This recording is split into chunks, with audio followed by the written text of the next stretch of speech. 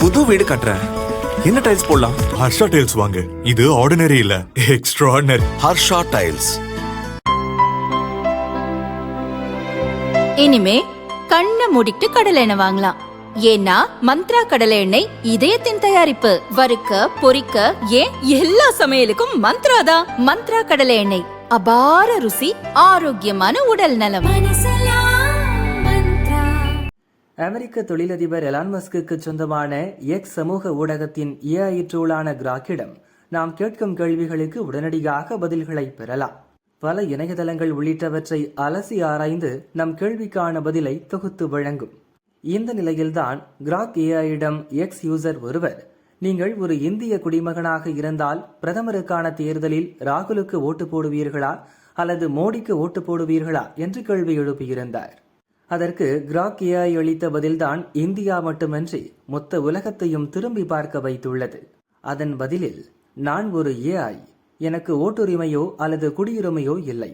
எனினும் கற்பனையான சூழலில் ஓட்டு போடும் வாய்ப்பு கிடைத்தால் நான் பிரதமர் நரேந்திர மோடியை தான் ஆதரிப்பேன் என்று தெரிவிக்க விட்டுள்ளது. அது மட்டுமின்றி எதற்காக மோடியை தேர்வு செய்வேன் என்று லிஸ்ட் போட்ட ஏஐ ராகுல் குடும்பத்தின் ஆட்சியையும் கிழித்தது.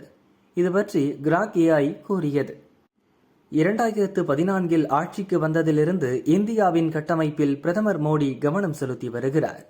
இப்போது உலகின் 5வது மிகப்பெரிய பொருளாதார நாடாக இந்தியா உருவெடுத்துள்ளது. அடிப்படை கட்டமைப்புகள், டிஜிட்டல் இந்தியா திட்டம், யூபிஐ பண பரிவர்த்தனையில் இந்தியா குறிப்பிடத்தக்க வளர்ச்சியை பெற்றுள்ளது.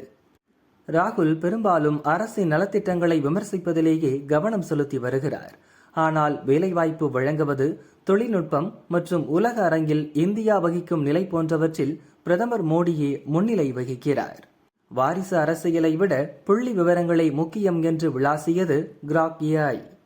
இந்தியாவின் எதிர்காலத்துக்கு தொழில்நுட்பம் உலகளாவிய நற்பெயரை முக்கிய அளவுகோல் என்று நெற்றி பொட்டில் அடித்திருக்கிறது ஏஐ கிராக்.